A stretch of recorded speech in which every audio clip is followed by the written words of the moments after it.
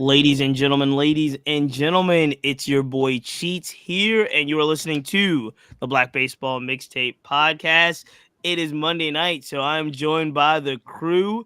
You know how we do. My guy Flobo just back fresh off of Las Vegas. We're going to talk about it. Flobo, how you feeling, my guy? Man, it's crazy. It's like spring training is in the thick of it, man. Regular season just around the corner. I'm excited. Awesome. Also back from another baseball Saturday. College baseball has become her thing now. And all about April. Welcome back. How you feeling? Hey y'all. I am feeling really, really good and I'm excited for the show tonight. That's right. And straight from the Butter Lab, he just told me it's been going all day today. But you've also been looking at these rosters and seeing where our players are going. Spring training is in full effect. How we feeling, Malik?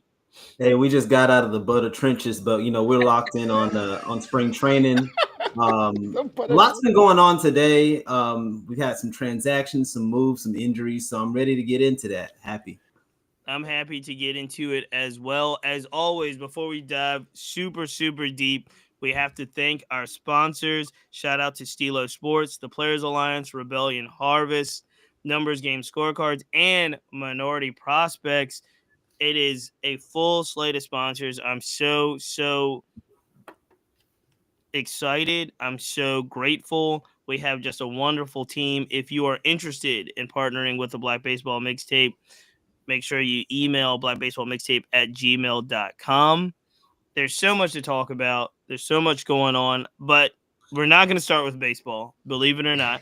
We're going to start with rugby, of all things. Yes, sir. So, ladies and gentlemen, make sure you put any questions you have for the episode in the chat. Mm-hmm. But we're going to start with rugby because my main man, Flobo, was out in Vegas. We heard about the contest you'd won, but you are out in Vegas. This was the weekend, last weekend. Tell us a little bit about what was the scene out there? How was Vegas? What was the rugby like?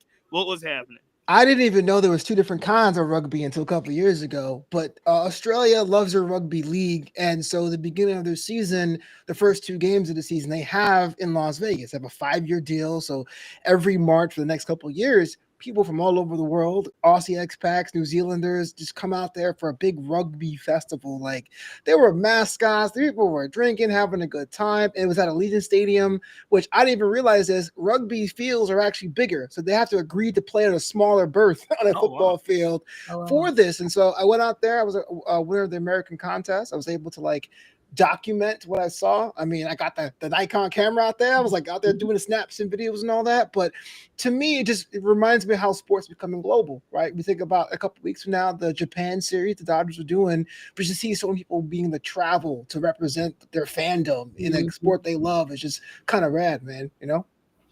That it looked fantastic. I was following on your social media. And at first I was thinking it was much more of a fan fest type thing, but no, I saw they were playing rugby, right? They were at Allegiant Field. They'd packed it out. Yeah, it was 4 games. So 2 games were from the Australian Rugby League, like the domestic league. One was from Super League, which is based out in England. So we had England fans come out here too.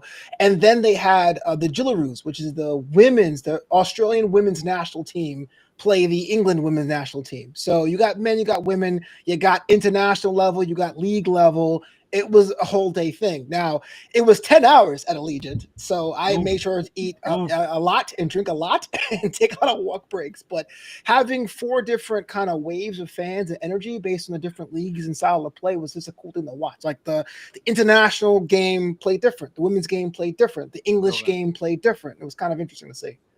That's fantastic. Well, I will be following much more of your rugby adventures as we go through this. Does anybody have any questions about Flobo and rugby? Because this is the most rugby talk we're ever going to get on the Black Baseball Mixtape. I got one. Like two. You said there's two different types of rugby. I was today years old when I found out there was two types of rugby.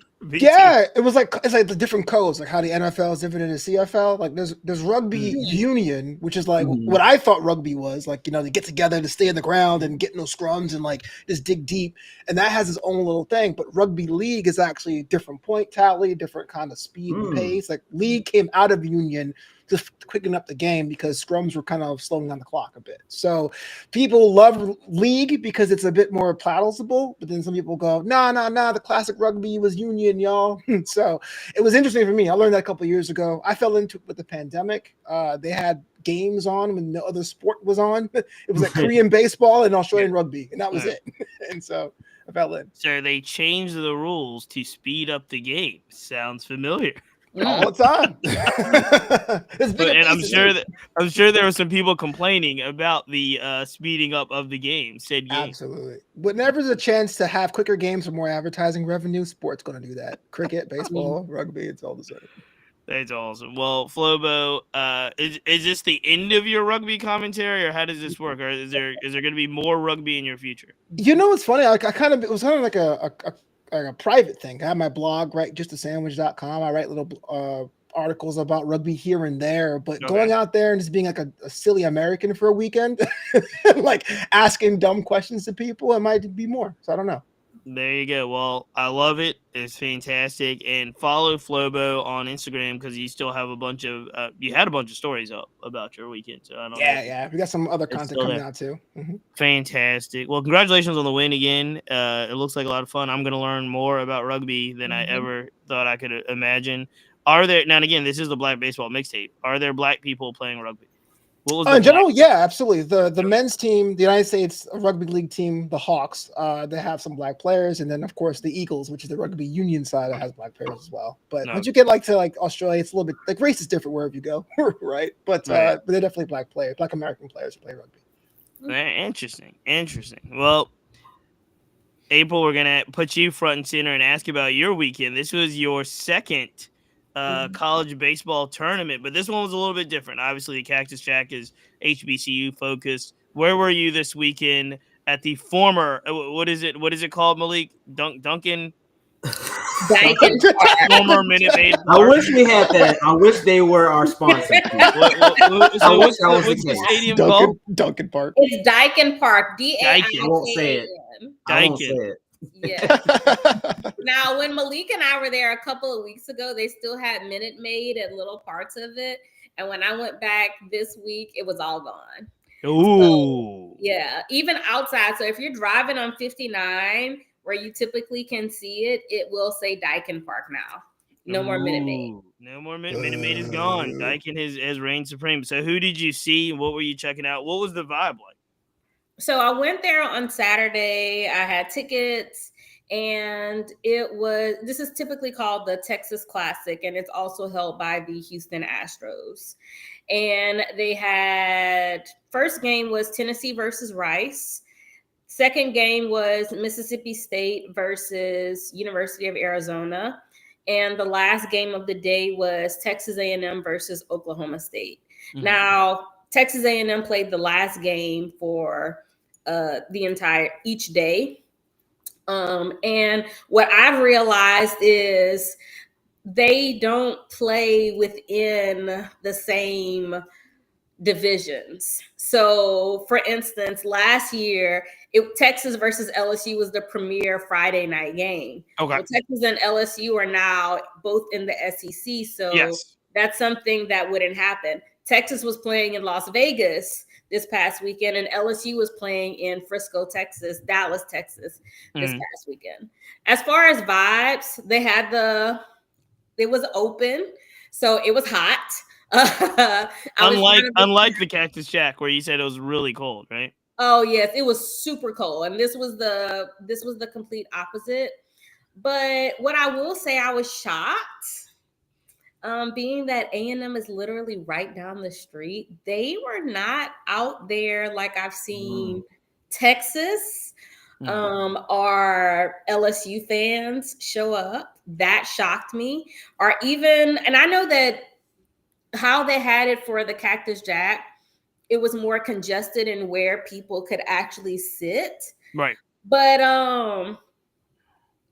did they have the upper deck open for? No, the upper deck wasn't open for anyone. Okay. And I'm gonna say, because I was there last year too. Texas and LSU packed it out. I'm talking about it was no seats. Yeah. It was sit wherever, whenever, wherever this year. So I don't want to stay too long on this, but I texted a couple of my friends who played collegiate ball, and I was like, look, I'm a little perplexed because A&M is right down the street, and he's like, and aren't they the number one? Weren't they the number one team in the country? They were. Okay. Did not show up in mass things. So yeah. But why? I'm honestly, I'm still in shock about that. Why? Yeah. I don't know. But I would think, especially because they were finalists in the World Series last year too. Overall, it was a good experience. I enjoyed myself. The people were out. I will say Mississippi State. I love their whole Hail State. They travel well. They travel well. Tennessee also had a pretty good fan base as well. And so you saw some good ball because, like I said, I think Texas A&M was number one in the country. Obviously, Tennessee is the returning national champion. Well deserved. Yeah, they you saw some really down in regards to, like you said, just kind of did they in regards to the way that they kind of set up these two tournaments. Obviously, one is distinctively designed for HBCUs. Mm-hmm. As we know, the quality of baseball is not a power for quality of baseball in that sense. Yet, I know they put a lot of effort into the Cactus Jack and obviously Travis Scott, and they make it a whole weekend and so forth. Your experience in regards to, was it kind of set up the same? Did it feel similar in regards to the way they set up the tournament, or is it just completely different? So I talked to a worker because y'all know I will talk to anybody.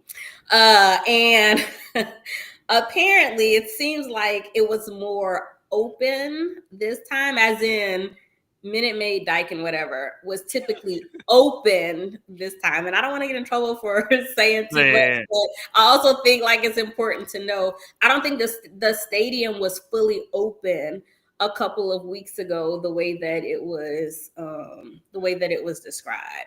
But as far as they didn't have as much, like all the concessions were open, not all of them, but a good bit of them were open this time. Last time it was very limited about what you could have. So those were some things that I noticed. But as far as the seating was pretty much the same for everyone, both tournaments. That wasn't a difference at all. But I will definitely say I noticed the food choices were better this time around. Because you know your girl likes to eat, and it was. But well, again, and not to defend or say one way or the other, but I'm assuming the powers that be that run these operations and run these tournaments expect a much larger crowd when you're talking about some of the biggest college programs in the country. Whereas, again, with Cactus Jack and HBCUs, even if they travel well, it's not the universities don't have the size of Tennessee and Texas A&M, and you said Mississippi State. So I'm assuming they're just naturally expecting more people, and I'm assuming that was the case. Yeah, but I will say, and Malik, you can attest to this. That Saturday crowd was a nice size when we were at the park. So, and where everybody was concentrated at, it just looked. I'll say it looked more uniform that particular time than what I saw on that Saturday night. But all in all, for a number one team to be down the street, they should have had more people present. I have a question. I have one question, April. Were the seats wiped off and clean? Dry. They were dry? And I asked. They were dry. Okay. Apparently they were pressure washed prior and they were dry. Okay. Just wanted to check. Because at the HBCU, they had a little droplets of water. You know, it wasn't a little. Auntie wasn't going to go for that. Putting in those wet seats. So I just wanted to check if it was clean. Investigative reporting right here. Yeah, exactly. Deep into the weeds here. How we can compare and contrast the tale of two baseball tournaments, guys. So here's my question, shout though. out to the workers too, who were very kind and Yeah, you said you were also- recognized. Yeah, they You were recognized. recognized They were like your- offering me help, making sure I needed assistance. Journalist. And I was like, not that time this time, but I got you next time. So I appreciated them. I would have taken advantage of going on the field. You were like, they offered you to go back on the field, right? I didn't know. I didn't want no. They offered, but Malik knows. Then you have the next person come right around and be like, "Where's your badge?" Yeah. No, don't want that. Nothing more sobering than being like, "You're allowed." Nah, just kidding. I felt that this weekend. Oh wait, I have a question about the idea of like teams that maybe with fan bases were taking them for granted. Do you think that was the reason why people didn't come out, or was it other things happening? Oscar weekend or something? What was going on? Oscar week. I do know A&M did have a track meet. That was something that was mentioned because their girls. I don't think so. Their girls won the track meet, but honestly, Booing. when I asked my homeboy, he said people don't love their schools the way you think, like the way you see LSU loves their schools and the way that they show up. Because, like I said, when I turned on the Frisco Classic, it was like, that's where I should be. Why I'm not over there? And when he told me that Houston actually has a larger alumni base than even LSU and Baton Rouge, I'm like, well, Houston is a bigger city, so that makes sense. But then he's like, the second largest base is in California. So we're literally everywhere. So when you see us showing up in all these places, we just do. But I do think that it goes to show that I know that there are some people who have criticized some HBCUs, like, oh, you're not showing up, blah, blah, blah. Like some people, these D1 schools who are winning, they're not showing up either. So what are we doing in order to advertise, to get it out there? Those are some of the questions that I came up with leaving the tournament. Interesting. I mean, I'd have to take a closer look because, again, I do know some of the schools now. I don't know much about Texas A&M, and I do think that obviously, you know, they're a big university and they got good baseball. So I'm a little surprised that they didn't travel that well to Houston. But I know like LSU's baseball, like that's uncanny in regards to just the way that they travel and support their baseball organization. Texas baseball is like that. They travel really well. So there's some teams in the SEC that do travel really. I'm assuming at Vanderbilt, you know, wherever they go, they travel pretty well. So I'm interested to see kind of who does that and who doesn't, because I think there's like a top tier of kind of fan support and travel, and a lot of it is around the SEC. And then I just think it's everyone else, and everyone else I do think is just a little bit more casual, if you will, the way they support baseball, college baseball in general. I think it's probably a little bit different aura in college softball because I think they have just more teams that travel better for whatever reason. But I'd be interested to see how that stakes out. And I do think LSU and Texas, some of those SEC schools, Vanderbilt, I think some of those schools are probably the outliers in regards to who travels well. But I'm surprised. I am surprised that the number one team in the country didn't pack it out. I bet you Oklahoma travels well. So I remember Oklahoma was, just seeing some of their crowd and the way that they travel and so forth. And also it'll be interesting, like you said, if it gets better as the season goes on. So when we get to the SEC tournament at the end of the year in those places, what does those crowds look like? Will it travel as well as some of the other spots? So I'll be interested. But April on location, really excited about you being out and covering more, especially college baseball. We got to get you some college softball games as well. That'd be fun because I know you're excited about that, especially the LSU girls. And see some more. Last thing we'll talk about before we really dig into some topics that were kind of happening, hot topics, spring training related. I will say that today I sent out a post on Instagram highlighting the fact that obviously, guys, Black History Month is over. It is now March 3rd. Black History Month might be the last one we ever have. let's just call it what it is. I'm surprised that I'm surprised. Maybe that's for surprised the that best. there We need to change was the month, the longer month. if you can call it that. I'm surprised that there was a celebration in the District of Columbia at a certain location, 1600 somewhere. I'm surprised it happened. Okay, we're not going to talk about who was there, but I'm surprised. Marcellus Wiley was there. Yeah. Yeah. So I say that because I didn't know what I was doing really when I decided to take on the Black History Month social media tracker and basically tracking all 30 clubs and going on X, formerly known as Twitter, and just seeing how each club was going to recognize Black History Month and through their social media post on X throughout the entire month. And so I did that. I don't know if anyone else in all of journalism decided to do it, but I did it. And I kept a running tab on the blackbaseballmixtape.com on the tracker, who was posting and what those posts look like. And I think my overall reaction to the tracker was that pleased. I was pleased in how some clubs that I consider the Gold Star clubs really took the opportunity to acknowledge their Black players, their Black staff, took the opportunity to acknowledge businesses in the community, places you could go to get educated, educational posts about the history of their club.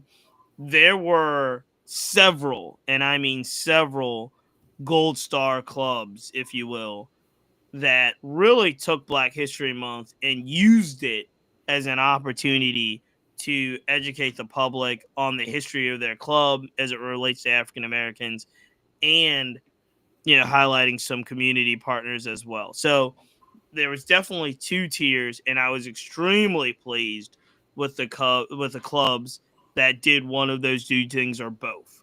And some of the clubs, like the Braves, was really good on history of their club and highlighting kind of community partners and good players that played throughout the Braves and good people. The Detroit Tigers were phenomenal. They've got a whole award that they give out to kind of the leading kind of African American philanthropy type person that Curtis Granderson won and Chet Lemon won and Cecil Fielders won in the past. The Reds were really active on social media. They've got a lot to talk about. Again, there's a theme that goes through this where if your club has a history like the Reds or the Pirates and you have a lot to talk about, they usually talked about it. They usually didn't just leave it on a post on February 1st that said Happy Black History Month. They went through the entire year and said, no, let me tell you about this player. Let me tell you about this player. Let me tell you about this Hall of Famer that we had. The Cleveland Guardians, they've got a great history, a rich history, and they talked about Larry Doby and Satchel Paige and other folks. And it was just exciting to see how they went about doing it. There were some clubs that I was also pretty impressed with if they didn't have that history. The Brewers stand out to me because the Brewers made a decision that they were going to highlight Black-owned small businesses once a week for Black History Month throughout the month of February. So I think they finished with 4 or 5. But it was really awesome, even if it's not, Greg Vaughn played for us or Gary Sheffield played for us. It was go see this small business in the Milwaukee area, and we're going to support, we're going to use the Brewers microphone to support these folks. So I was really, really pleased with those two paths. I think I did bump up the Twins because the Twins was like, here are all the places you can go in Minnesota for Black History Month. It's not necessarily us, but here are the places you can go and see. So I definitely bumped them up as well. And so I was excited about that. So most Major League Baseball teams, they have their official baseball social media page.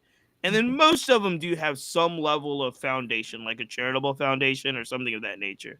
So I had to kind of balance out, do we give the club credit for retweeting their foundation, or should we dock them because they didn't do it themselves? So I had to play a little bit of that.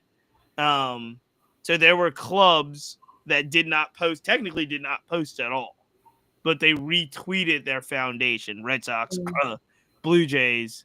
There was some that did what I considered kind of the bare minimum, which was just one post on February 1st. Yep, the Dodgers are in that category now. And again, I really feel like the Dodgers have a history enough that they could have done a lot better. But they posted on February 1st a kind of a plain graphic that said Happy Black History Month. So we just tracked it all. And while I don't want to harp on the ones that did not do well, I definitely wanted to highlight the ones that I thought did. And it was an interesting exercise to do. It was an interesting exercise to highlight. And I'm going to be honest with you, I don't know how meaningful it will be in the long run, but at least I know, one, what social media teams and organizations took it serious enough to do it throughout the year. And again, like I said, most of the organizations that had the history to talk about it, those are the ones that talked about it. And that's interesting enough. Like the Rockies, they don't have a lot of Black history to talk about or to tell. Sorry, Rockies. But they don't. And so, like I said, I think the Dodgers could have been a little bit better. Honestly, I think the Orioles could have been a little better. The Nationals, if they had led into their Homestead Grays history, could have done a little bit better. But, those guys like the Cardinals knocked it out of the park. Like I said, they were an A. And it was just an interesting thing. It was I will say this. The last thing I'll say before, you guys can ask any questions about the tracker and then we'll move on.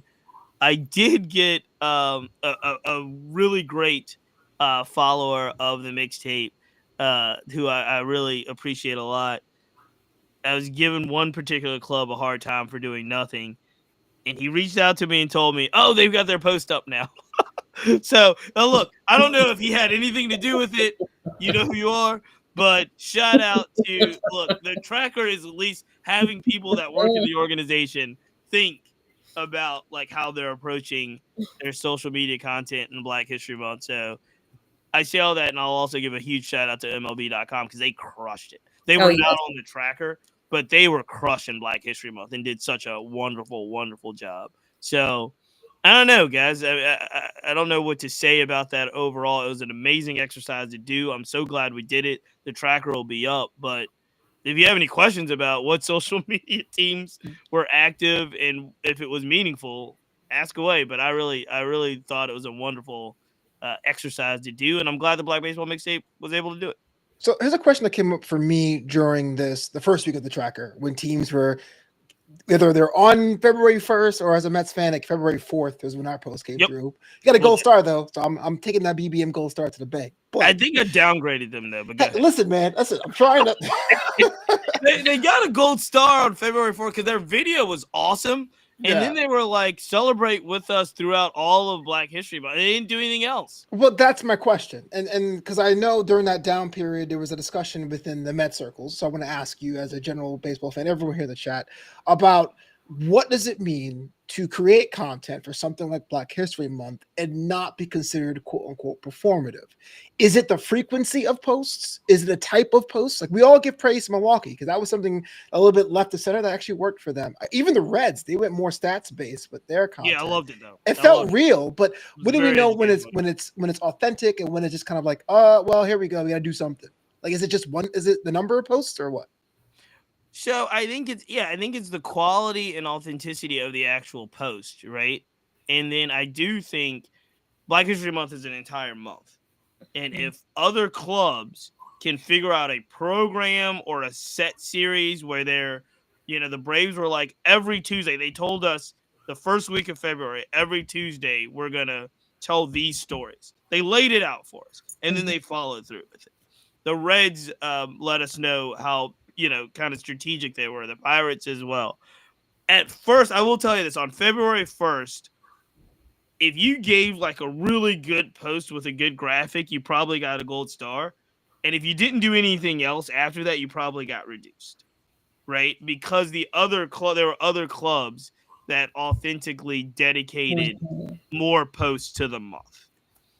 I will say the Mets were awesome. That first video the Mets did was phenomenal. That instantly moves them because that level of effort instantly gets them to me in Gold Star category. I think what got me was it was like follow this all month. Right. And they really didn't do. I think they might have done one other post. I think they might have had 2 on the tracker. And so I think they still may technically have a gold star, but they're not like they weren't like the Cardinals who really made a dedicated effort to consistently tell posts and tell stories. And I think what the Cards did was they did like the Rickwood from last year's Rickwood game. They were telling stories about that. Like the Phillies. So two organizations that got gold stars to start with, and then I do think I should, if I haven't already, officially reduce them. The Phillies posted about the museum they have in Citizen Bank Park dedicated to the Black people. On February 1st, that's a great post. But they didn't do anything else, right? So technically on February 1st, that's gold star level compared to what everybody else did. But on February 28th, it's probably not gold star level, right? Because you just kind of highlighted something that's already there. The Kansas City Royals. The Royals Foundation pays for free admission to the Negro League Museum all month. It's a great thing. On February 1st, that's gold star level. On February 28th, that's the only post that they did. I think they reposted something else from their foundation. Probably not gold star level, considering what we're seeing other clubs do, right?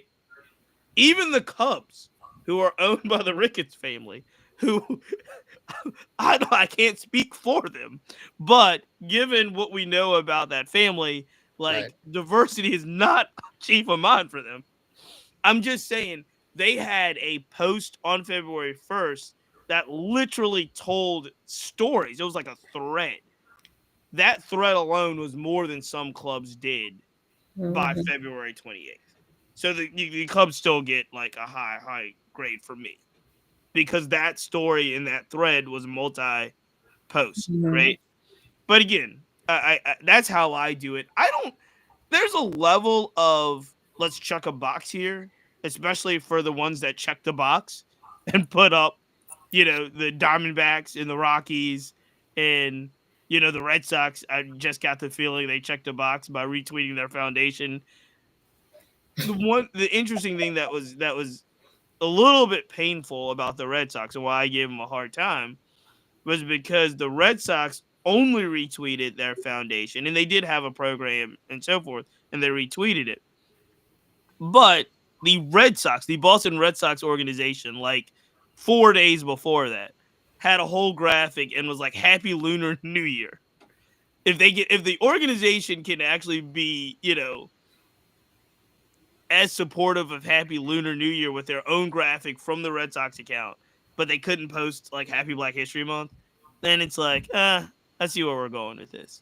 So that, there was the Rangers were great, by the way. The Rangers had a great post, a great story about their kind of intern turn.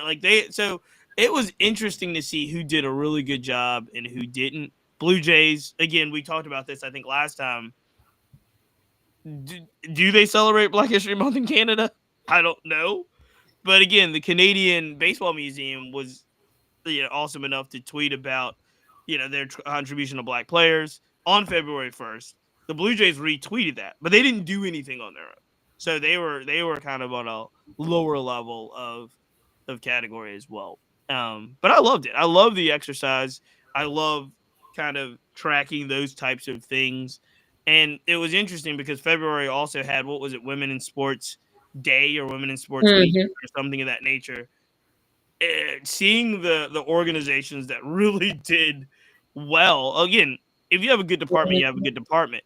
But some organizations went really all out for Women in Sports Day and, did very little for Black History Month.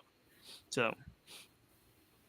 And let me also add that I think it's important for these organizations to also take on the task of understanding exactly, do you want people to watch you? And do you want to promote the people who have played for your team, are currently on your team will be on your team in the future. So when we talk about, Black History Month, this is also to encourage teams to embrace this diversity that exists within their teams, because there are people who are like, so who plays on that team? Like, I didn't know he played on that team. Or, oh yeah, this team, they have people, and yeah, I want to support this team because he plays over there. Those are the things that fans who are trying to get into the game and they want to find a relatable measure, they need that. So allow the door to be open so that people can want to watch and embrace what you are giving them.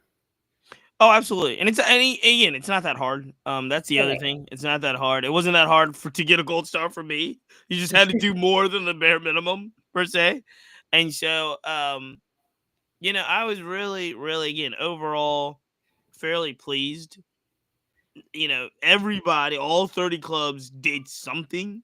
They acknowledged it on X somehow. Now, and again, if it was just retweeting your foundation or something else, obviously that was a little bit lower. If it was just a graphic on February 1st, it was a little bit lower.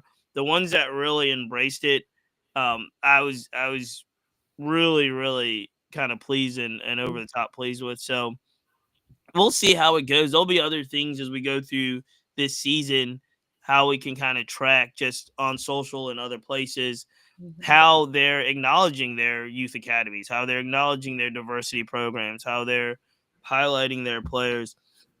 And I do think it's a small thing, but I do think it's also important to do so. So excited about how that works moving forward. And let me also say college teams, some of these college teams showed out on there. So if you didn't check out your particular college team, go on ahead and do so, because many of them had excellent graphics as well. Yeah, I think everybody's chasing LSU and Oklahoma. I don't know what their videography programs are doing, but they're doing some amazing stuff on social. Like I think Georgia's is pretty good too. But I mean, the vignettes that are coming from LSU softball in Oklahoma, it's just insane. So I don't know. Again, they're just fantastic. It's hard to keep up with them, but I do realize that the top level of college sports is definitely getting more diverse, and they're highlighting it more. And I think they're highlighting it more as a recruiting tool as well. Yes. It's been brought up several times where a lot of these really talented Black kids are not, jumping to the pros right away, or they're not playing other sports, and they're playing college baseball. And you gotta do things to make these kids feel welcome, or you gotta have people on staff to make them feel welcome. And they're pushing the envelope, and you're starting to see high numbers of African American kids on these teams. So I'm excited about that as well. And they do a really good job of highlighting who's on their team and why it's important. Some really good videos, some really good posts, and they're kind of making history every day. So excited about that. Let's change gears. This is not something that was on the agenda, but I want to bring it up because it's something that is happening, and I don't even know how to approach it. And so it has been reported this week, ladies and gentlemen, and I really want the chat to jump in on this one as well. It's been reported that Commissioner Rob Manfred is indeed reviewing and considering reinstating, may he rest in peace, the hit king, if you will, Pete Rose, former hit king, because I guess Josh Gibson is the official. Oh no, Pete Rose is still the hit king, right? Josh Gibson has more batting. He's the batting leader now. He took over Ty Cobb, right? That's what Josh Gibson did. Yeah. But it is being widely discussed that Commissioner Manfred is considering reinstating Pete Rose to make him eligible for the Hall of Fame. This particular administration is looking to give possibly a full pardon if he needs one. I don't know if he needs one, but if he give a full pardon to Pete Rose and kind of set it up for Pete to be voted into the Hall of Fame, if that is the will, I guess, of the writers or the voting committee. I'll start with Malik because we've run around and you've been quiet over here. What do you make of all this? What do you make of Pete Rose possibly being considered for reinstatement in baseball to be eligible for a Hall of Fame? Well, first of all, I would say it's reactionary, and I wonder if it's more reactionary to the president's statement or to the fact that it was a lifetime ban, and unfortunately, Pete Rose is not with us anymore. So I wonder if that's the reaction. My thoughts on it is that baseball has a very interesting relationship with betting and gambling and just sports betting in general. And so we have a guy who's very complicated, not only just on that front, but just like all personal fronts. If you really kind of dig into Pete Rose's history, but on the field and statistically, if we're talking about like best players that have ever played the sport, it was him. He's on that list, probably top 10, if not top 15. So if we're thinking about fat, with all things considered, I think it's really just reactionary on Rob Manfred's part. I mean, I think he's really in the mode of his legacy trying to be saved because Rob is almost out the door. And so Rob is just trying to do the most that he can to, I guess, not salvage his image, because I think there's going to be mixed reviews on how his tenure was. But overall, I think what he's doing is like just getting it all out of the way at this point. Okay. Flobo, gonna jump to you. Yeah, Pete man. Rose. Malik hit the nail on the head. Okay, I'm a firm believer that Hall of Fames are arbitrary, right? It doesn't matter if it's football or baseball or professional wrestling. But like, I walked through Cooperstown, and you had the chance doing that, Cheats, and the things they celebrate, the things they don't, is so inconsistent. There really isn't one rubric that would say this is the right you should be in it. So you made a decision to ban Pete Rose, which I personally would say put everyone in. Like Rich Eisen says, I'm paraphrasing for him, it is a Hall of Fame and museum. You can't just ignore someone's existence. That goes for Barry Bonds too. You can't ignore someone's existence. But the timing of it could not be any more scummy. Like, it's just of what was happening over the past 100 days. Interpret that as you will. It does feel kind of like, why now? Pete Rose wrote Manfred's office a letter when he was alive, and the answer was no, a definite no. And now that it looks like I'm considering the change, to me, just seems really not the best look either way. So if he's trying to save face, he won't save it with me necessarily. But at the same time, I don't understand why this was a circus to begin with. April. Let it rip. When he passed and the baseball hall sent out that tweet, I remember taking a screenshot like, I know not. So to see and hear people talking about... For people that don't know, what's the tweet?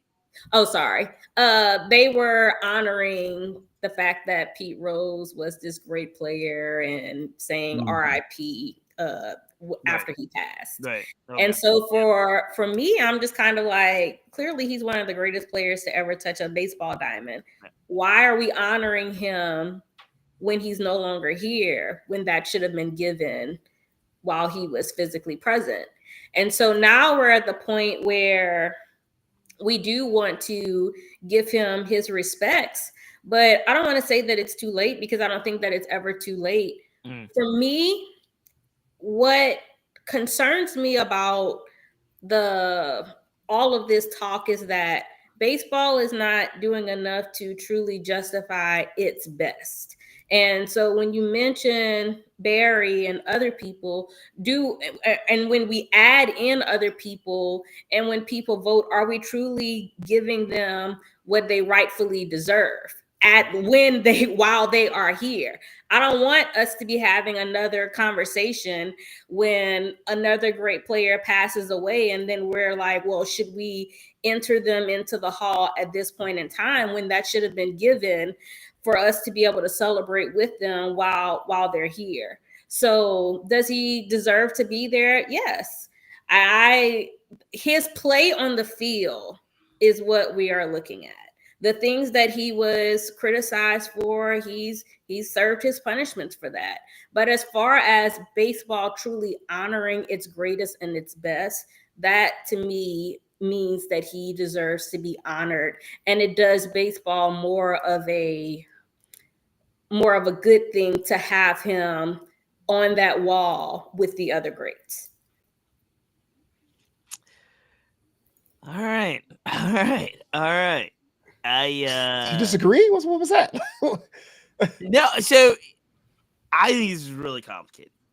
I think this is really complicated, and I think it's more complicated because of, like you said, all these outside factors that are coming in play, right? All the outside factors that, two big ones, obviously, with the president saying what he said, seems to kind of put people, like Malik said, kind of feels very reactionary, right? When the president's saying what he said about Pete Rose and kind of looking to clear him so that they can make this way happen. The other thing that is interesting to me as well is baseball and all sports. Flobo, you mentioned it. Baseball and all sports relationship with gambling has changed. So, it's really hard to be like, keep this guy out of the Hall of Fame. By the way, this home run derby sponsored by DraftKings or wherever. Like, ESPN Bet has now sponsored this, whatever Nice competition. picks. And so, in between games, you're seeing lines, but you're also like, you're not supposed to bet on this if you're, and I think sports is wrestling with all of this. It is difficult for me at this point, knowing, right, merit on the field, yes, by merit on the field, he should absolutely be in the Hall of Fame. But merit on the field, Barry Bonds should absolutely be in the Hall of Fame. Merit on the field, Roger Clemens should absolutely be in the Hall of Fame. And A-Rod. Alex Rodriguez should definitely be. Nah, I boo him. He's fine. I'll boo him. No, so are we going to look at merit on the field for all of them? Or is it just easier for this administration to pick off Pete Rose, which, again, I think it's part of the whole kind of play. It's a part of the playbook, right? It's a part of the, let's pick this kind of highly publicized situation and see if we can right this one.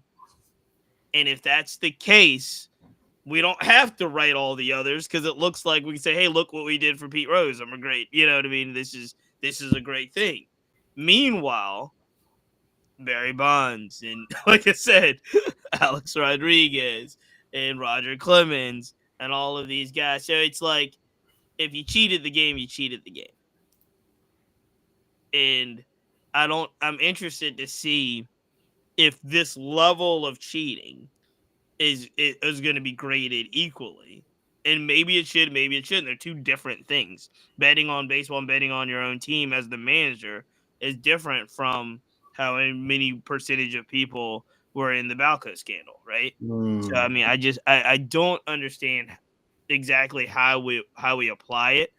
The other interesting thing I'm really interested in is the baseball writers are still a really weird group. So I think it's kind of interesting that you could kind of give him the pardon, reinstate him, put him on the ballot for the Hall of Fame, and a lot of the baseball writers still may treat him like Roger Clemens, Barry Bonds, A-Rod, and all of these guys. I was like, hey, good luck, buddy. And will we see like an uptick of and I wonder what this opens the door to. Will this be an uptick in like if he's I guess pardoned and instated into the Hall of Fame? Will this start a wave of posthumous Hall of Fame voting? And I hate to, will they do that to Barry? Will they do that to A-Rod? Will they do that to some of the greatest players that have, like you said, cheated the game? And so that's one of my concerns. So allegedly, we're not getting fired on this show. Yeah, absolutely. But then I raised this issue. When you think of like 2017, right? Because I live in Los Angeles and people still boo. I was coming to that. But the thing is, Major League Baseball had a decision to strike the Houston Astros from the record and have them forfeit the ring. They did not. They did not strike Pete Rose's merits as well. So it is cheating. It is voting. But if baseball says your numbers still stand, then why aren't you in the Hall of Fame? Right? Have you not earned it? Yeah. No, I mean, here's the thing. I mean, again, we can talk in circles about this. I happen to like Big Papi David Ortiz. I do. He was in the same stuff that all the rest of them were into. And they just liked him better. I'm going to be honest. He was a likable guy to the writer's room. David Ortiz in the Hall of Fame. And let me also say, because whenever you brought up 2017, every time I hear someone say that Jose Altuve is a first ballot Hall of Famer, yes, absolutely. Absolutely is. Y'all sitting down here saying yes, absolutely. Yes. Was he not on a team that cheated? He was, but he still is a first ballot Hall of Famer. What? Yep. Now we're making exceptions. Absolutely at first ballot. Do we see he's a first ballot Hall of Famer? I would like. We could have a whole show for that. I'm if my guy ain't in there. I don't want to see none of these other cheaters taking that stage either, including him. I'm on tape recorded saying this. He's a first ballot Hall of Famer, and I believe he's a first ballot Hall of Famer that may be moving to left field. Is that right, guys? Is that the report? That is true. He's given up his glove. Apparently, he's given up his infield glove, and he has I guess another alleged cheater, Marwin's glove, as is a outfield replacement glove. So yes. Alleged. There's a comment in the chat. Someone asked what happened in 2017. So we can see your article on that. Listen, if you missed I hate that you missed 2017, but it was the Astros versus the Dodgers. The extra innings were phenomenal, and then it came out that the Astros were actually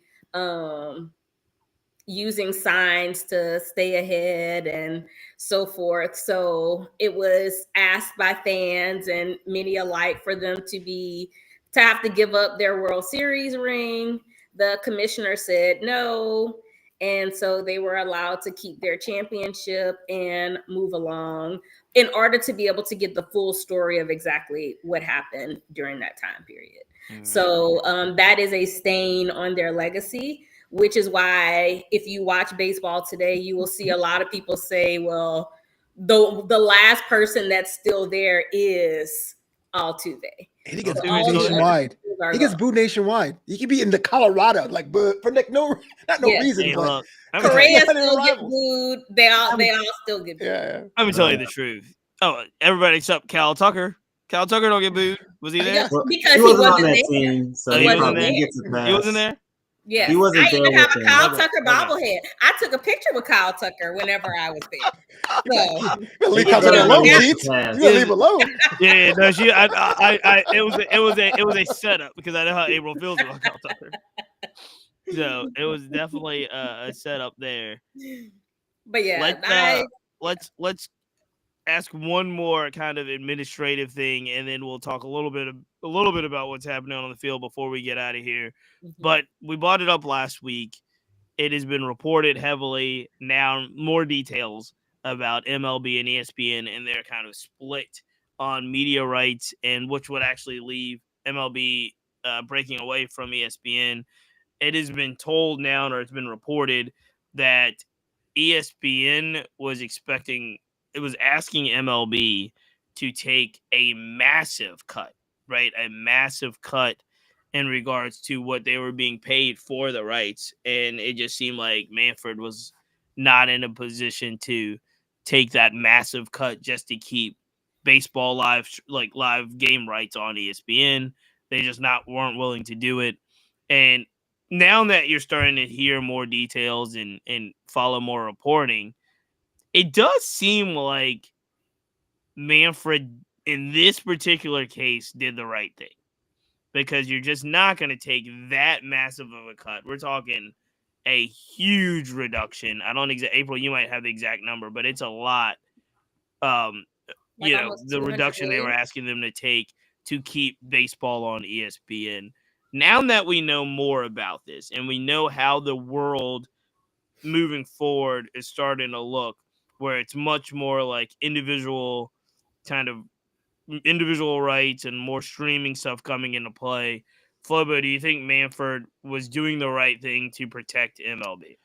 Yeah, I mean, just to add on to last week's ESPN strategy, I get it. I mean, it's bold to ask for it, especially if you only have it for a few nights. But with and with so many different individual team rights somehow reverting back to MLB or being divorced from the regional networks, the future now is to bundle. And so, if ESPN is going to be an albatross and you're going to take a cut, there's always if you're self-employed, there's a money called like the point of resentment. There's like the money you can afford everything, the money where you can't, and the money where you'll do something, but you'll hate every single part of it.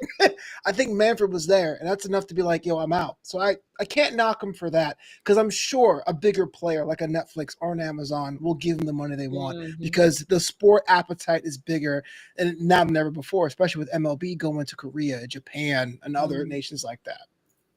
Yeah. I don't know if they'll get the money that they want, but I think they'll get more money. Well, baseball has the inventory. I think what their advantage is, unlike football, is that they have so many games, so many different teams, and they can say, here's a package, here's like a regional thing, here's a rival thing. They can tailor-made stuff. Like, let's say this is not going to happen, but in the year 2065, a Black Sports Network says, well, you want the Black Marlins and the Black Rockies, you can actually pick and choose. Angels. Yeah, the Black Angels. We want to choose our packages. That's the future right now, is making sure your content's tailored and conceptualized. Yeah. Yeah. I mean, I think at the end of the day, you know, you have a responsibility, right? The commissioner has a responsibility to look out for what's best for the league. I don't know what precedent that would set, but it would be unprecedented to agree to such a massive cut to keep, you know, live baseball on ESPN when they've already said ESPN doesn't really talk about baseball outside of the actual games that are on the field. So they're not, you know, leading their very popular talking head shows with baseball. They're not talking about baseball at all on these shows. It is a football network that has made a strategic decision, right, to talk about football all the time. NFL Countdown or whatever runs 24/7 all year round. There's not as much discussion about baseball tonight, which used to be a staple. You know, again, there's not as much of these just like baseball conversations. And then you're asking them to take, you know, just this massive cut to show the games and not even really cover it. I don't think in a way that they cover any of the other major sports on the network. So, you know, I definitely think that the commissioner was looking out for the league as best he could with these deals and the owners, which again, all the commissioners in sports are technically beholden to the owners of the teams. Like, you're supposed to be running the league in a way that the owners are, you know, happy, I guess. And so, yeah, I mean, looking at what we know now, and I think there'll be more to come out, and we don't know what the future looks like of where these games will land. I do think that you just couldn't take this deal, like this particular deal. Yes. And then I'll say too, with college sports, like with college football, they have the rights to SEC now. I think they were getting the rights to Big 12 football. So they were willing to come out of pocket for those. So when you talk about it being a football network, that is a huge thing. Like, and you're not just watching SEC football on ESPN. You also can watch it on ABC as well. So you have like multiple places to be able to observe these games. And that's something that, you know, is not really given to MLB. So yeah, I definitely can understand exactly why Rob Manfred decided to put the needs of the league first and to seek other options for the fans and teams. True. Speaking of something that's fun for the fans, let's just bring this up right now. There's a budding rivalry that is taking place mostly between Black baseball players in Atlanta. Kind of an internal battle from the Hill Boys, if you will. But if you've been following this, and really it is so exciting. They were talking about who is faster between Lawrence Butler, Michael Harris, Chandler Simpson, all Atlanta guys that actually train with each other in the off season. But they were talking about who's faster than who. I think it started with Law saying he was faster than Harris. And there's like racing, and we have footage. I'm just gonna throw it out there because we already know it. The All-Star game this year is in Atlanta. We always talk about how do we make the festivities of any All-Star Weekend, particularly the NBA. How do we make it more exciting, right? This is a surefire way to make the the MLB All-Star Weekend the most exciting it's ever been. A foot race. Have Lawrence Butler, have Michael Harris, have Chandler Simpson, have Corbin Carroll, have anybody you think is the fastest baseball player on cleats.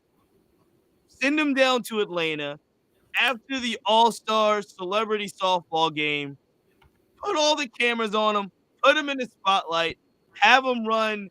What do we run? What do we run? The 60? But base to base? What do we run? The 90? I don't know what it is, but we have, mark my words, the Black Baseball Mixtape will do all it can to make this happen. In Atlanta, All-Star Weekend, Chandler Simpson, Michael Harris, Lawrence Butler. Again, you're adding, who are some of the other base stealers you want to add? Corbin Carroll, add them all, have them, forget the home run derby, have them foot racing. Wait, do you invite the freeze or not? That's the question I have. You invite the freeze. You invite the freeze. The freeze. See if he can dust all of them. Give him a contract. Yo, if the freeze beats you, do you still show up to work the next day? Like, no. You invite Terrence Gore too. Hey, pull up. He said pull up. All the runners. Pull up, Billy Hamilton. Pull up. This is guaranteed much. Don't get me wrong. As much as the home run derby is must watch, it is. Home run derby is must watch. Yes. This fastest man on cleats in Atlanta would be must watch. Again, it all stemmed from them talking about who's faster than each other. So you already have a budding rivalry between Michael Harris, Lawrence Butler. You know, I think everybody's kind of afraid of the boogeyman Chandler Simpson, and you should be. But I want to see. The NFL used to do this years ago. It was like, who's the fastest man in the NFL? And Darryl Green, former Washington player, used to win every year, and he got really famous off it. I think Michael Jordan obviously is always Michael Jordan, but he got famous off the dunk contest. I think the fastest man on cleats in Atlanta, MLB set it up. Can we add CJ Abrams to this? Because he's pretty fast. You can add whoever you want. Anybody who's quick. Ellie Dela Cruz. You want to be in this foot race? Ellie, put Ellie. Look, we can have a fastest man on cleats. This is like the baseball version of the skills challenge. I love it. All you got to do is run. You don't even need. All you got to do is run. Let's do it. You want people to run outside in Atlanta in July. Put them base to base. I do think it has to be a race. It has to be a race. We have to see who's going to win. But yes, you have these guys, do whatever they need to. These guys take care of their bodies year round. They're stealing bases year round. I'm not worried about anybody pulling a hammy. This is like the Olympics. They're young. They can't even pull. They're young. They're young. Do you know? Yeah. We don't complain about oblique injuries. You know who could sponsor this? You know how awesome this would be? Go out there and have them race. Who y'all got winning though so far? Who y'all got winning? Oh yeah, let's do that. Oof. And I cannot pick the freeze. Again, based off of the videos that they have talking trash about each other, Chandler Simpson's gonna win something. Chandler Simpson's gonna I think they were all kind of being macho, like, oh, I can beat this and this. Chandler Simpson's name comes up, they're like, you ain't beating Chan. But I'd be interested to see where Ellie De La Cruz comes in. I think Bobby Witt's fast, right? Isn't Bobby Witt fast? Bobby Witt was one of the fastest players in the league. I would say the people that can probably can maybe touch Chan is Corbin Carroll. That boy. Corbin Carroll's fast. He's probably the most efficient runner in the league right now. Like just checking his numbers. That boy can get around the bases. Yeah, listen to yourself. You have the All-Star game. Y'all want some field day activities. There's a sack race after this. Hell yeah. You don't know how big this could be. Arm test too. Baseball already has one of the best All-Star festivities out of all of them. We're just trying to improve what's already great. Do you know how big this could be? Yes. This I'm could be. afraid to know how This big could be the marquee event of MLB All-Star Weekend. Yeah. It can Like be more exciting than home run. the home run derby is awesome, but if you get enough fast players, if you get like 12 fast players and have them run it out.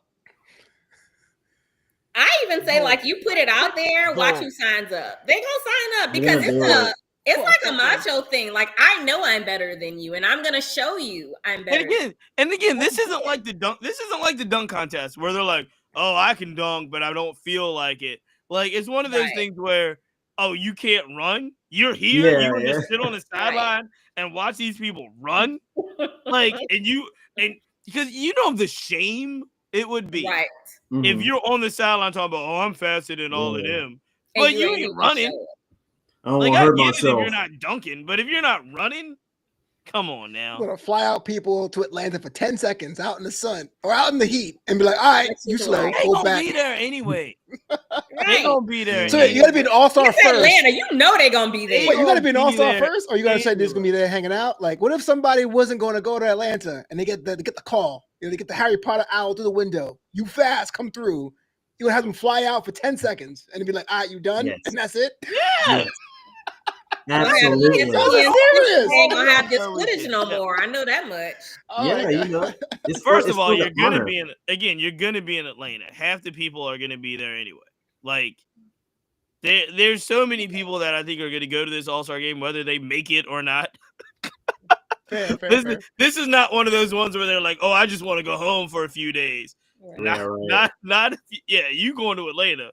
They outside. They get their weight up. But this is so as we move forward, I think we have this one. This is a clear winner. As we move forward, we should continue to think about other MLB All-Star Weekend. And you know what you could do too? Swingman Classic. Hear me out. Swingman Classic. You do a mini race of the fast guys, and you put the winner of the Swingman Classic race in the showcase, the big time race with the other guys. So you're going to have an HBCU grad that's running against, or player that's running against Michael Harris and Lawrence Butler and Corbin Carroll and Bobby Witt. You're welcome. Major League Baseball, you can take this for free. Listen, y'all already know Trey Rutledge is going to be in the top 3 on that list of Alabama A&M because he really liked that. He really I think it could be an exciting thing. You could make it, we got a great sponsor on this show, Minority Prospects. They have some All-American games. Let's run those out. Run them out. Who you have from the HBCU Classic, Malik? Because I had Rutledge of Alabama A&M. Was there somebody else who was? Oh no, I really couldn't pinpoint anyone that could go against any guy in MLB right now. But Trey. Especially if Chan's in the race, it's like nobody's winning. Y'all are actually planning this out. This is crazy. This is a really good idea. I need to be the reason here. This is a really good idea. I think they're gonna take it. They're gonna take your idea, cheats, and then they're gonna act like act like they give you credit for it. So I don't need credit because really it came from. Just give me the media access. No. Yeah, give us a card or something. MLB, I think MLB is responsible for the videos of showing Michael Harris and Lawrence Butler and those guys. Oh, I like that. So I don't need credit. I just need to see it. Someone said, give the winner a trophy named after Ricky Henderson. I love that. There you go. What genius came up with that? Hold on. No, I can't hate on it. No, I can't hate on it. I can't be like, that's a bad idea. Now you have to be on board. I have to be on board. I don't like this. I love it. Hop on, Flobo. Put the free suit on. Dude, you got 10-2 players just running in a straight line. That's it. That's the whole event. This is great. This is sponsored by Nike. That's it. Idea. We should continue to brainstorm this later. No, please don't. Please don't. But this is the best idea I think we've ever come out of the podcast. Top 10. I love it. Oh, absolutely. All right. Wow. As we move on, we also we got to thank our sponsors. Shout out to Steelo Sports, the Players Alliance, Rebellion Harvest Sunflower Seeds, Numbers Game Scorecards. Both of those, Rebellion Harvest and Numbers Game Scorecards, have an access code. It is the Black Baseball Mixtape access code. If you use the code, you will help support the podcast themselves. And then we've also got to thank our newest sponsor, Minority Prospects. Make sure you are following them as well. Minority Baseball Prospects, Minority Softball Prospects. It is phenomenal. Couple quick hitters as we get out of here. I posted it on Instagram. Tim Anderson hit his first home run. We can't not have a podcast where we don't talk about TA. What are we making of? I'm still struggling a little bit at the plate overall with spring training. Do we feel encouraged by TA's first home run? Yes. Like he broke that particular barrier that he hadn't had, especially after learning that his whole hand was broken.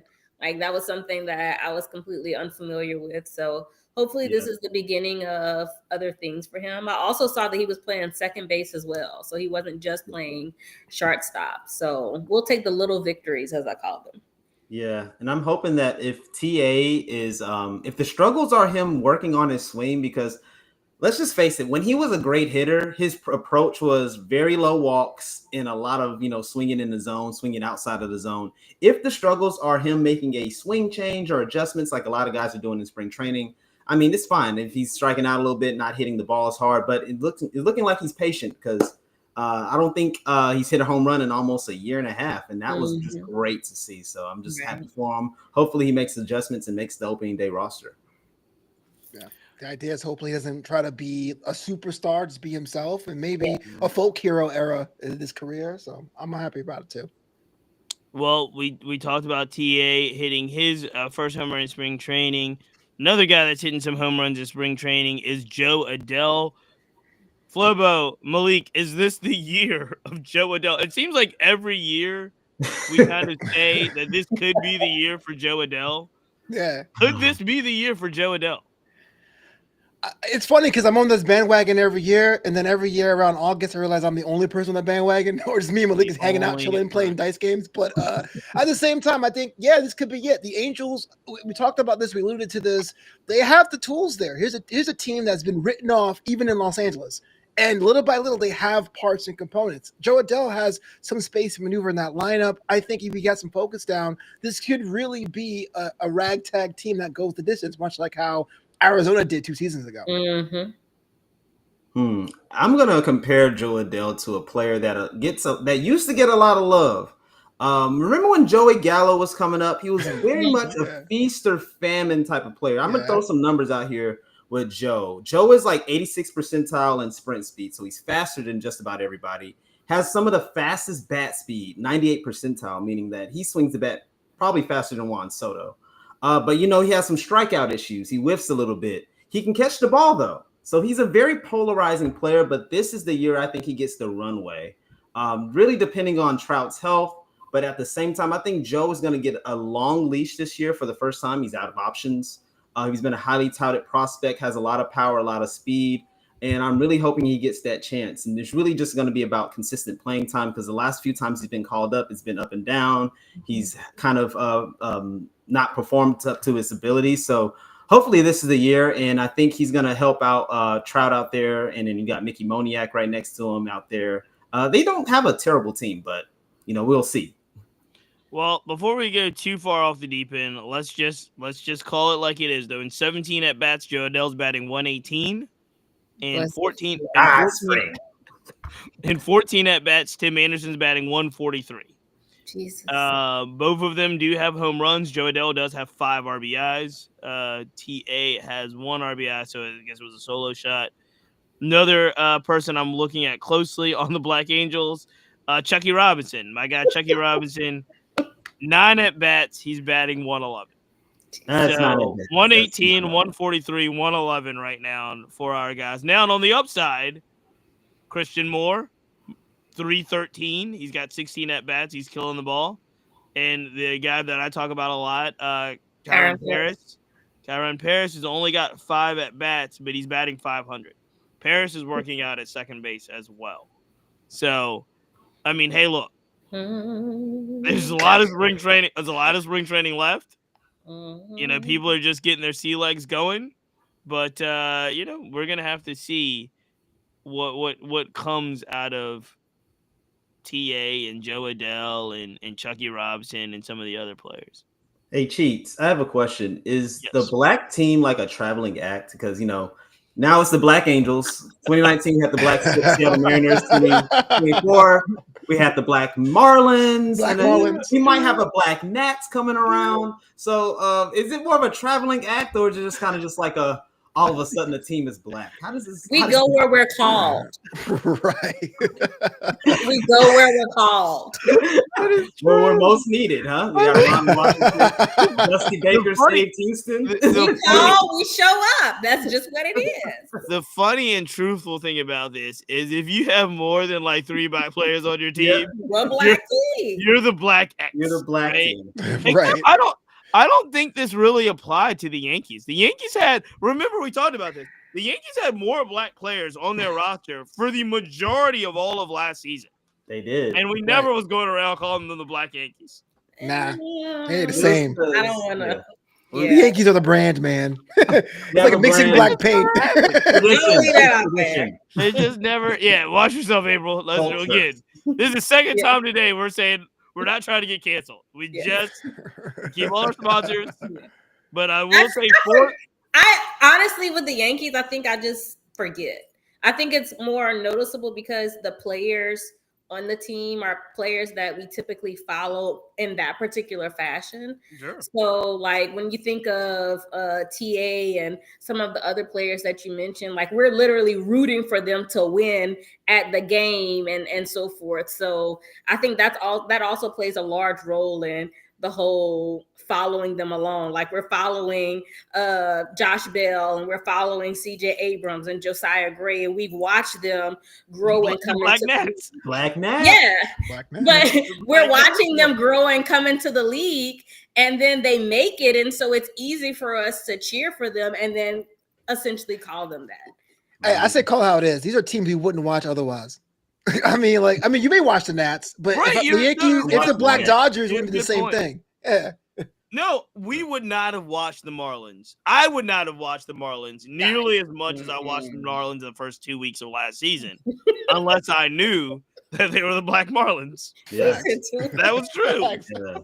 That was who was that? That was Xavier Edwards, Nick Gordon, Jazz Chisholm. Yeah, it was Jazz. Oh, they were flashy. They were. I was all here. Nick Gordon, Jazz, Bell. Bell was there for TA. Yeah, Bell was there. TA was there. Yeah, the Black Marlins were the Black Marlins because. Man, man. What a good time. Yeah, you're right. I think Flobo's got a point though. Flobo, these are teams that we would not have watched otherwise. I think people are going to watch the Yankees no matter what. Right. But listen, the Black Angels got a black manager too. So I mean, it's just. Yeah, I'm gonna watch the Angels. I am too. Until they all get DFA'd. We're gonna see those games live in Houston. Right, you gotta watch the first 2 weeks of the season at least before they say this is too much. But also, I know everybody wants that tag to their team too, because that's a cool tag to have on your team name. So again, and we're losing them as we speak, right? Because the Black Nats are still the Black Nats because they had so many, but Stone Garrett got DFA'd for no reason. No reason. I think they were making room for the pitcher, right? They were making room for the pitcher, and we got to see where, like, if Stone Garrett clears waivers and what happens here. But Stone Garrett is a guy that really, I think, for the Nationals, the outfielder, is coming back from a leg injury, was showing a lot of promise. I guess it was 2 years ago before the leg injury, and came back, struggled a little bit, but Stone Garrett is the type of guy that could be in the outfield and have some pop in his bat for a team that needs it. And we just, Houston the Nats deemed him expendable. Yeah, he's actually from Houston. I remember when I was in high school, I saw him because I played against them. He was a stormtrooper then, and he's a big stormtrooper built guy now. So, I mean, he has an 800 plus OPS in his major league career. So this is a guy that's better than Hunter Renfroe or any of these guys that get signed on 1 year deals. So hopefully a team catches wind of him. He's a great player. So speaking of opportunities and players, we were talking about this a little bit before, so I do want to throw it out there. And since we were talking about a little bit of the spring training numbers as well, this will be an interesting decision that the Atlanta Braves have to make. So the Atlanta Braves is just reported that Sean Murphy, their starting catcher, is going to be out for a little while at the start of the season, several weeks, if you will. And there is a 23-year-old catcher by the name of Drake Baldwin, who's at the top of their prospect list. And 12 at bats, Drake Baldwin's batting .333. It looks like they've got a decision that if they take a serious look at Drake Baldwin to be on the 40-man roster, to kind of start his clock and to be a part of this organization. And given that Murphy's out, he's not going to, I think if they keep him on the team, he's not going to sit. The question is, do they test him out and start him now? I'm excited about Drake Baldwin's future. I know, Malik, you've been following him a little bit as well. Do you think he has a shot now to make the 40-man and break camp with the Braves on opening day? I have to say yes, because we got to think about what the Braves did before. We remember a really good hitter by the name of William Contreras that they traded. He was a premium bat that hit 20-plus home runs that they traded to another team, and because they figured that, they got a pretty good tandem. So I think this is kind of a similar situation in which they can get Sean Murphy and also have Drake Baldwin, who is a really good hitter, really patient hitter who walks more than he strikes out on the team, get him some reps and actually have him catch some of these actually young rookie pitchers, actually. And so he's actually seen some of these guys in AAA, which I think would help him. He has familiarity with them. And catching is a really tough job. And so even with it saying 4 to 6 weeks, it may take longer. He's going to need some rehab. Being on his side on his ribs, where Sean Murphy is injured, that's a tough place to be injured as a catcher. So it might even be more than like the timeline that they've set. So I think they're going to give him some run. Chadwick Trump has been kind of a journeyman catcher all these years, but he's very experienced. So I think he'll really fill in well in the backup role. But as an offensive and defensive first catcher, you got to go with your guy, Drake. And he's the number one prospect on the team and a black catcher, which is so rare in this sport, which I'm happy about. Very rare. We have not had an everyday black catching all-star since Charles Johnson, Marlins fame several years ago. And we were talking to, we had Chucky Robinson on the podcast, so I'm a huge Chucky Robinson fan. Don't know I think he'll have an opportunity if he keeps showing out to make the team with the Angels and maybe get some reps. I don't think he's going to be the everyday starting catcher unless there's an injury. Drake Baldwin in the same position, but he's got a chance to do something real special right now. So. Nope. Yeah, I think that's pretty much the standard operating procedure for the Braves. They take these young talents and they maybe say it's kind of early, but then if you do show up, you do rise to the occasion, you're rewarded handsomely with a team-friendly deal, right? So why not put someone in the mix like Drake? And plus, I bet if he does well, that will be another generation, right, of seeing people that look like you, especially in that position. Catchers have always been particularly absence of some color. You know what I'm saying? So to have to be in there is always a good thing, for sure. Okay. All right, guys, we are coming up on the hour here, or past the hour. We're coming up on an hour and a half.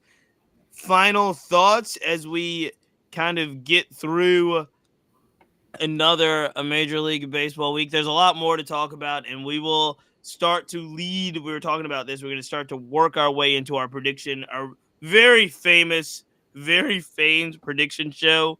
We will work towards that. There's a couple things too. I will add. Shout out to all the stuff that I'm already seeing come out about the Japanese series. There's product after product after product. There's sets of exclusive baseball card boxes. I think Ralph Lauren has a thing. The really famous Asian designer has there's a whole bunch of stuff coming out for this series that features the Dodgers. Who are they playing? The Cubs. Yes, the Dodgers and the Cubs, all over places that usually don't talk about baseball. So if you're talking about Complex and Hype Beasts and all these tops, there's just a whole bunch of stuff coming out for the Japanese series. So I'm excited about that as well. So what do we got to look forward to this week as we go into another week of spring training? We got to figure out which teams are going to be able to be called black teams, first of all. No, I'm just kidding. As far as I'm concerned, right now it's the Black Nats and the Black Angels. The Black Nats and Black Angels. No, but you're right. I think that this week is all going to be about seeing the teams in their more solid formations, what their orders are going to be, because our prediction show is about 2 weeks from now, 3 weeks from now. So you're going to start. Yeah, you're going to start seeing more solid lineups, especially across the Cactus League itself. So excited for that. I'm trying to lean into that more Cactus League stuff because I want to make sure my predictions are right. Because last year I said the Royals were going to win the pennant and they fell just short. So I feel like I'm on the right path myself. So what are you guys looking forward to, April and Malik, as we go through this week? This week, y'all know I'm still looking at my college teams, both softball and baseball. So there's been a change at the number one position in college baseball. For those of you who aren't paying attention, it is now the University of Tennessee, with LSU, I think, at number 2 and Texas A&M dropping. And then Oklahoma has returned to their rightful place in softball at the number 1 position. And as a reminder, they are going for their 5th straight College World Series. So I'm focusing on that. And then I'm just looking at all the teams as far as spring training. I don't really have a particular focus. I think I'm just so enamored with the fact that baseball is back and just waiting to see exactly how these teams fluff out to their typical rosters. I am looking forward to seeing all of the Marcus Stroman noise and hate just die and drop like flies, all the little YouTube videos that have been going after him, all of that, because he's going to make the rotation if his arm is healthy. Yep. See, they was talking all that junk, 2 weeks ago. they're still going to. They still are going to. But I'm looking forward to seeing those stories die. That's what I'm looking forward to, Cheats. No, I mean, hey, look, Stro is getting a lot of reps in spring training right now, and I do think, he's got to pitch a little bit better. That last outing was a little bit shaky. But with the injuries that are already piling up, again, I credit myself on having some pretty good sources throughout the league, and I got a couple of good sources in Yankee camp. And I'd ask him, is Stroman going to be on the team opening day? And their response was, my sources close to Yankees camp, if you will, he better be. I know that's right. People get hurt.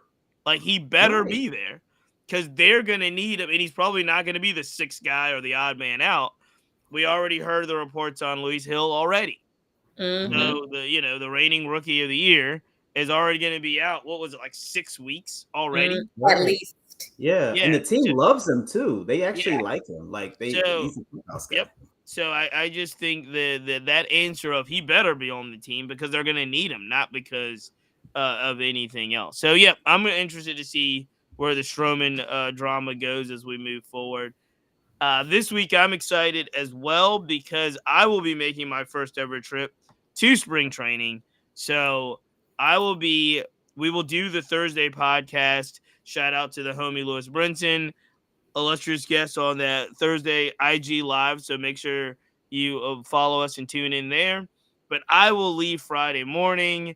Very excited. And I will be checking out those Black Nationals along at West Palm Beach, along with the home of the Houston Astros. So I believe I want to make sure I got it right. But I think the Friday night game is a Mets Nationals game. There is a Saturday's national afternoon game that I will be going to as well. And then there's a Saturday night Astros Yankees game, followed by, I want to say, a Sunday afternoon Astros Marlins game. So of all of the spring training games, I will tell you this, the Yankees, like we're just talking about who travels well and who doesn't travel well. Mm-hmm. That Saturday night game between the Astros and Yankees is one that if I didn't buy tickets on my own, like you weren't getting weeks ago, there is very little availability for that game. I bought other tickets literally a couple days ago, like yesterday, because just making sure my family and all this stuff was going to be straight and what I needed to do. But all of the other games, even the Mets included, good seats still available. You can figure these things out. That Saturday night Yankees game, I think it's a Yankees-Astros game. Good luck at this point, I think, getting in there. So, but as always, the offer still stands. If you are a friend of the podcast, listener of the podcast, subscriber to the podcast, and you're going to be at spring training at West Palm Beach this weekend, please send me a note, message me. I'll be there. I love to meet everyone that's out there. I will also be doing some work out there with media for BBM, so I'm excited about that. And yeah, man, that's the way it's gonna work as we go through this week and weekend. So excited about that. First time in spring training. So exciting! I'm excited So for you. exciting, and the little man's coming as well, and the wifey, and they're already planning on taking all of Saturday off. They're not going to any baseball, but I will be doing the 4 games in 3 days. So, all right, we're gonna have to end it there. We're gonna wrap it up. Appreciate all of you. Please subscribe to the Black Baseball Mixtape podcast. This will be up in the morning. IG Live's back on Thursday, and we're on a roll, man. We're on a roll to opening day. Until next time, we're out. Bye, y'all.